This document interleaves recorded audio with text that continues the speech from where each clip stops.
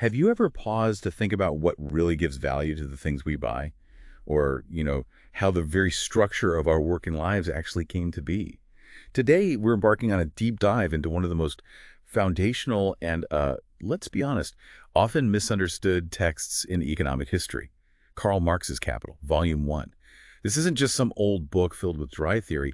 It's actually a really rigorous examination of the capitalist system, meticulously observed from the real world around him.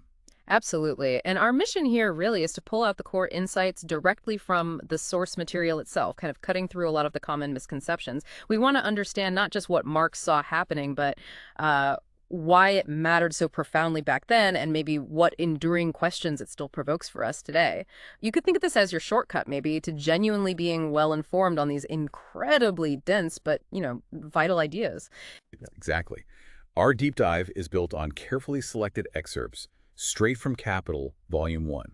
That includes Marx's own prefaces and some of his most impactful chapters. This lets us really see his original arguments and the historical context he was writing in. It gives us a unique sort of unfiltered lens. Okay, so let's jump in right at the beginning. The building blocks of value, as Marx saw them, commodities. He says every commodity has two fundamental aspects. First, there's its use value. That's simple enough, right? It's the utility of the object, its ability to satisfy some human want. A coat keeps you warm, a chair gives you somewhere to sit. Pretty straightforward. But then there's its value, and this is where it gets really interesting. Marx argues this value is the amount of human labor embodied in it. That's what makes it exchangeable for other commodities. Right. And this immediately brings up a big question. How does labor actually, create that value? Marx addresses this with a crucial concept. He calls it the twofold character of labor. So first, you have concrete useful labor. This is the specific type of work like carpentry, weaving, maybe coding today, that produces something with a particular use, a table, a piece of software. Okay, the specific skill. Exactly. But then there's abstract human labor. And this is, I think, the more profound insight. It's the expenditure of human effort, labor power in general, kind of stripped of its specific purpose. Think of it as just the sheer energy and time a human puts in, regardless of the kind of work. And it's this abstract labor, measured by what he terms socially necessary labor time, that forms the very substance of a commodity's value. It's like the underlying common thing that lets a completely different items be compared and exchanged. That distinction, concrete versus abstract, it's really powerful. It helps explain how the value form emerges through exchange, right? Where one commodity expresses its value by being equated to another, which then kind of naturally leads us to the special role of money. Marx identifies something like gold as the money commodity, the universal measure of value. He notes that money gives commodities material for the expression of their values, making them qualitatively equal and quantitatively comparable. The source material really points out that it's because commodities are realized human labor, that they are commensurable, that they can be measured by a single commodity like gold. Yeah, and this whole discussion around money, it gets even deeper when you think about its actual origins and how it comes to hold such, immense power. The real challenge, as Marx argues, isn't just seeing money as a commodity, but understanding how, why, and by what means a commodity actually becomes money. I mean, it's a process that's fascinated thinkers for ages. You see it in ancient writings even. Sophocles, for instance, wrote, "Money, you demolish cities, root men from their homes, you train and twist good minds." It goes on, quite dramatic. Yeah. And much later, you have someone like John Petty observing, "Money is but the fat of the body politic. Too much hinders, too little makes it sick." This wider historical view kind of underscores why Marx felt it was so important to figure out how money got this huge power in society. Right. And building on that, Marx then highlights this profound illusion in capitalist societies, how we tend to see value as just in the objects themselves, rather than in the human effort and social relations behind them. He called this the fetishism of commodities. It's the idea that in a commodity-producing society, the complex social relations between people, the labor, the production process, they appear as these objective, almost natural relations between the things, between the commodities. The market essentially gives commodities a mysterious character, making us forget the human stories baked into them. It's a really powerful way to look again at our relationship with consumer goods, isn't it? To question what we think value actually is. Definitely. So moving from how value is created to how profit actually emerges. Marx makes a pretty radical claim here. Profit, or surplus value as he calls it, doesn't come from just simple buying and selling from exchange itself. Instead, he traces its origin to what he calls the productive power of labor. And to get this, he introduces two key concepts. First, necessary labor time.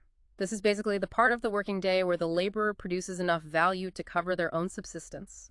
Food, shelter, what it takes to keep them alive and able to work tomorrow. Okay, so keeping the worker going. Right. And then there's surplus labor time. This is the unpaid labor, the work done beyond what's necessary for their own subsistence. And that is what creates surplus value, the profit for the capitalist. Yeah. He points out something quite stark here, almost philosophical. The natural basis of this surplus value is simply that there's no inherent natural law stopping one person from shifting their labor burden onto someone else. That's a crucial distinction, and it leads directly into how capital then seeks to extract more of that surplus. Marx differentiates between absolute surplus value and relative surplus value. Absolute surplus value is achieved pretty straightforwardly by the actual prolongation of the working day. You just make people work longer hours. Simple as that. More hours, more surplus. Exactly. Relative surplus value, though, that's achieved by changing the ratio of necessary to surplus labor, usually through increased productiveness or in the intensity of the labor. So getting more output in the same amount of time, maybe using new machines or just pushing people to work faster. Or efficient extraction, basically. Yeah. And when you dive into the historical accounts Marx uses, you see this relentless scramble for time just everywhere. Factory inspectors' reports, for example, they're full of descriptions of small thefts of capital from the laborer's meal and recreation time. They even had these colorful terms for it: petty pilferings of minutes, snatching a few minutes, or even nibbling and cribbling at meal times. Can you imagine? Nibbling, cribbling. Wow. Right. And imagine the pressure when one factory owner openly admitted, if you allow me to work only 10 minutes in the day overtime, you put $1,000 a year in my pocket. Another just flatly stated, moments are the elements of profit. It really shows the desperate lengths employers went to maximize every single minute. And these weren't just, abstract economic forces. They translated into truly grim realities for the workers on the ground. Take the Lucifer matchmakers, for instance. Marx describes how half their workforce were children under 13, some as young as 6, working 12, 15-hour days, often through the night, eating their meals in rooms that were pestilent with phosphorus.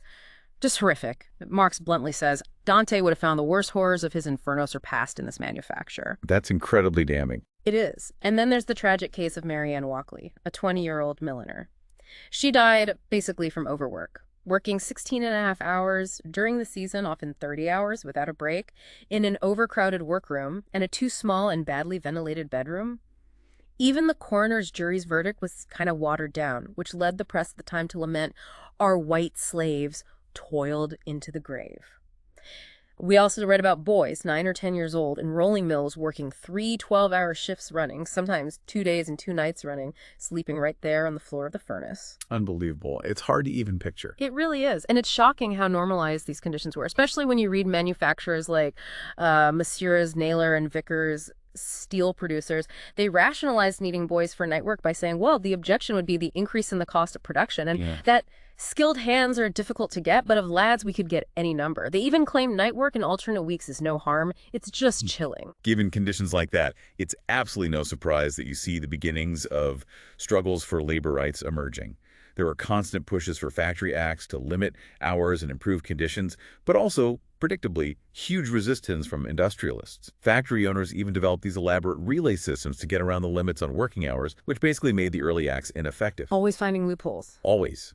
And you had these strange political alliances forming, too, like manufacturers offering support for workers' demands on the 10 hours bill, but only in exchange for help repealing the Corn Laws, which benefited the manufacturers. But despite all that resistance, the movement did gain momentum. After the Civil War in the U.S., the 8-hour agitation spread really rapidly, and the International Workingmen's Association even passed a resolution at their Geneva Congress calling for 8 hours as the legal limit of the working day. It shows this was becoming a truly global movement, pushing back against that endless working day. A real fight for time. Now, you'd think machinery, with its promise of efficiency, would make life easier, right? That seems logical. But Marx reveals often became a kind of double-edged sword.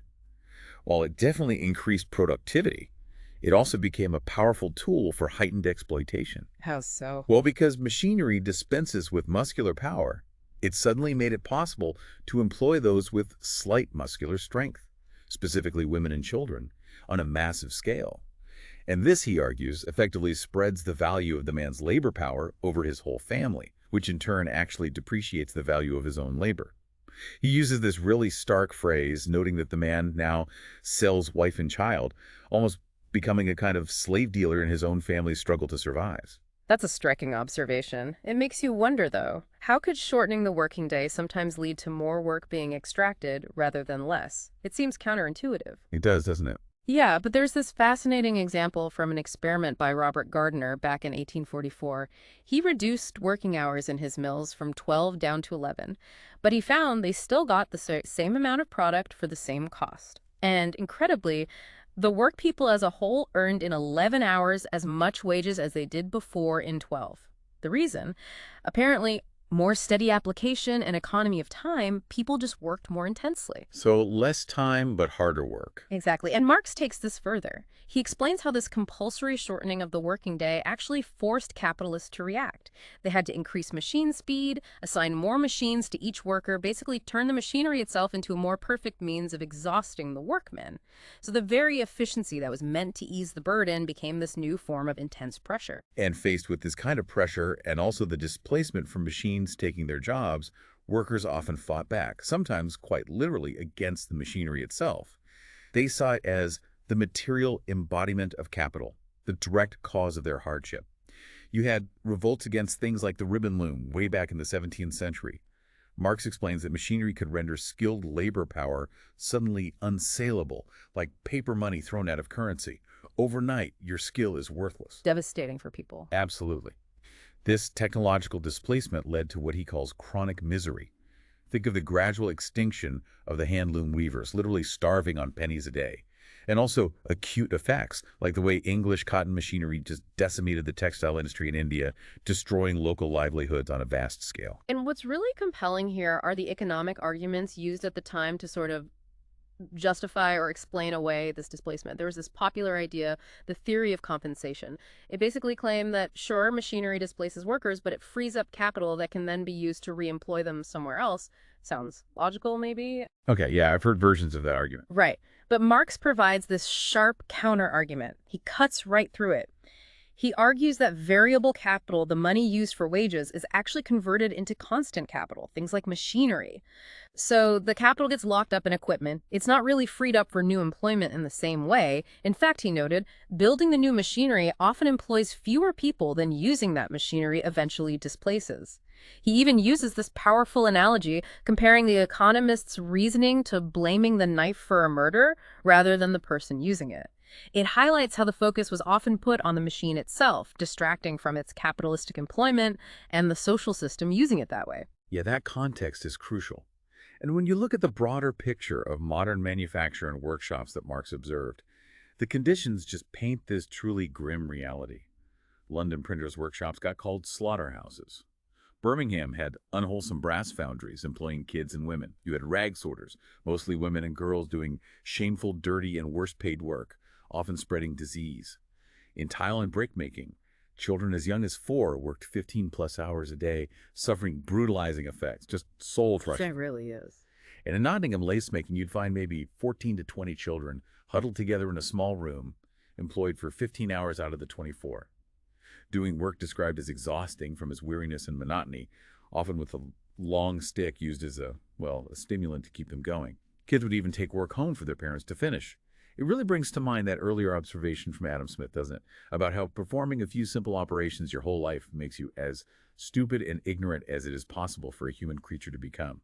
The dehumanizing aspect is just palpable. Yeah, profoundly so. And this whole systemic change, it wasn't just confined to the cities and factories. It reached deep into the countryside, too. Marx describes this process as the clearing of estates. Essentially, the expropriation and expulsion of the agricultural population served a really crucial purpose for industry. It provided this massive pool of landless workers, proletarians, ready to flood into the towns looking for any work they could find. So pushing people off the land to feed the factories. Precisely. This involved the systematic clearing of cottages, forcibly removing agricultural laborers from the land they'd worked for generations. It led to these weird phenomena like show villages, perfectly kept, looking nice, but empty of actual working people. And then these open villages, which basically became, as Marx puts it, penal settlements for the agricultural proletariat, crammed with displaced workers living in squalor. And this destruction of rural domestic industry, where families used to make things for themselves, had another key effect. It created the home market for industrial capital because these former self-sufficient peasants now had to buy manufactured goods with their wages. It creates this cycle of dependency. Right, they can't make it themselves anymore, so they have to buy it. And all these transformations, the displaced farmers, the factory conditions, it all feeds into creating what Marx calls the industrial reserve army, or the relative surplus population. He sees this as a necessary condition of modern industry. It's essential for the system to function as it does. This army exists in different forms, he says. There are floating workers, pulled in and pushed out of factories, demand changes. There's the latent pool, like the agricultural population constantly moving to towns, and the stagnant workers stuck in really irregular, precarious employment. Basically, it's this pool of available labor that keeps wages down and ensures workers are, well, disciplined. A constant supply keeping the pressure on. Exactly. And he notes the incredibly rapid consumption of labor power in this system. He states that the laborer, halfway through his life, has already more or less completely lived himself out, just burnt out by middle age. And the statistics he cites are truly shocking. Dr. Lee of Manchester found the average age at death for the laboring class was just 17, compared to 38 for the upper middle class at the time. A staggering difference. It really is. And it makes sense then when you read someone like Edmund Potter, a former president of the Manchester Chamber of Commerce. He bluntly referred to workers as living labor machines and a mental and trained power which cannot be replaced for a generation, arguing it was basically folly to think of parting with that. It reveals this chilling perspective, seeing human beings as just components, as resources. Yeah, it's stark. And when you think about these economic advances, this progress, it forces you to ask, what did it actually mean for the daily lives of these workers? The housing conditions, for instance, were described as simply infernal in places like London and Newcastle. Overcrowding was so bad that, quoting the text, it is not too much to say that life in parts of London and Newcastle is infernal. Rents were incredibly high, meaning few laboring men can afford more than one room for their whole family. And landlords would speculate on these fag ends of leases, short-term rentals, leading to families literally wandering about some Saturday night with their scanty worldly goods on their backs, searching for shelter. Just constant instability. Totally. And then look at food and health. The comparison is just jaw-dropping. Convicts in English prisons were apparently much better fed than ordinary agricultural laborers. Those laborers very seldom get any meat at all. There's an account from an Irish factory worker, a Mr. Johnson, describing his family's daily diet. It was basically stir-bout oatmeal or Indian meal porridge every single day, tea only once a week, and meat very seldom. It paints this picture of constant grinding deprivation where laborers adopted expedients by reducing his daily rations, by substituting rye bread for wheat, by eating less meat, or even none at all, by contenting themselves with 1 or 2 rooms where the family is crammed together. It really shows the human cost day in, day out. And ultimately, all of this, the long hours, the low wages, the displacement, the terrible conditions, it all ties back to the relentless accumulation of capital and its immense human cost. We even hear Gladstone, a British prime minister, famously noting one of the most melancholy features in the social state of this country. He observed that while there was a decrease in the consuming powers of the people, there was at the same time a constant accumulation of wealth in the upper classes. The gap was widening right before their eyes. A very direct observation of inequality growing. Exactly. And Marx argues that things like colonial systems, public debts, even wars, these weren't separate issues. They were also fundamental instruments of this capitalistic accumulation. He points directly to the child stealing and child slavery used for factory exploitation in England, and how Liverpool's growth coincided with that spirit of bold adventure and rapidly carried it to its present state of prosperity, a prosperity built significantly on the slave trade. He makes this really direct, unsettling connection, arguing that the veiled slavery of the wage workers in Europe needed for its pedestal slavery pure and simple in the New World. A global system feeding itself. That's how he saw it. So after all that, what does it mean for us today? We've journeyed through Marx's really intricate analysis, from how value is created, how surplus is extracted, and these profound social transformations driven by this relentless pursuit of capital. Yeah, if we step back and sort of connect this to the bigger picture, what we get is this incredibly powerful historical account of how modern industry emerged. It shows how abstract economic laws often manifested in just stark, brutal human realities, from, the tiny theft of minutes from a lunch break right up to the systematic expropriation of entire populations from their land. It was all, in Marx's view at least, in the service of this drive for accumulation. It really encourages us, I think, to look beyond the surface of economic relationships today and to question the underlying social consequences of even seemingly neutral things like, say, technological advancement or market forces. Definitely. And as the source material puts it so bluntly, if money comes into the world with a congenital bloodstain on one cheek, then capital comes dripping from head to foot, from every pore, with blood and dirt. Now, that isn't just a historical observation from Marx. It's a really powerful and frankly provocative statement about the origins and the inherent nature of the system as he saw it.